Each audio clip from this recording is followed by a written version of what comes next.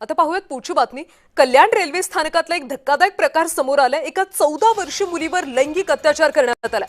अत्याचार करणारा आरोपी सौरभ सोनवणे आता पोलिसांच्या ताब्यात आहे। कल्याण जीआरपी पोलिसांनी त्याला ताब्यात घेतलंय।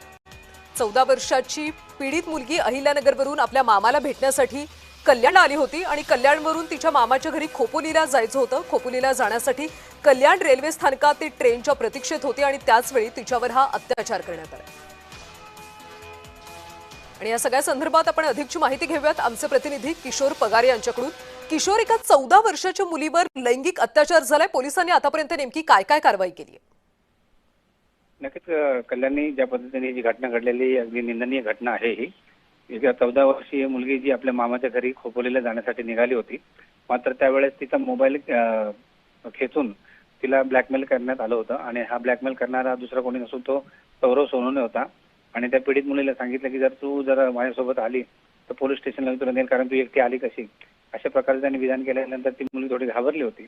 मात्र नेमकं ते काय कौटुंबिक कारण होतं ते कळालं नाही, पण अद्याप ज्या सौरभ सोनवणे तिला यार्डात नेऊन तिच्यावर जी जबरदस्ती केलेली आहे, त्यामुळे आता जीआरपी आणि कल्याण पोलिसांनी त्याला अटक केलेली आहे आणि त्यावर अधिक तपास सुरू आहे।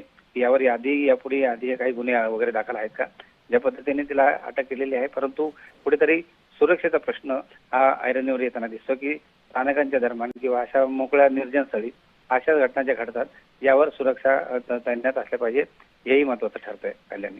किशोर, सौरभ सोनवणे हा नेमका कोण आहे? त्याची गुन्हेगारी पार्श्वभूमी आहे का? नक्कीच सौरभ सोनवणे हा कोण आहे याच्याबद्दल अधिक तपास सुरू आहे आणि त्याच्या काही पार्श्वभूमी आहे का त्याचे तपासण्यात येत आहे आणि त्या अनुषंगाने पोलीस त्यानंतर त्याचं विधान करतील। त्यामुळे आता तपासातून नेमकं काय समोर येतं हे पाहणं महत्त्वाचं आहे। धन्यवाद किशोर माहितीसाठी।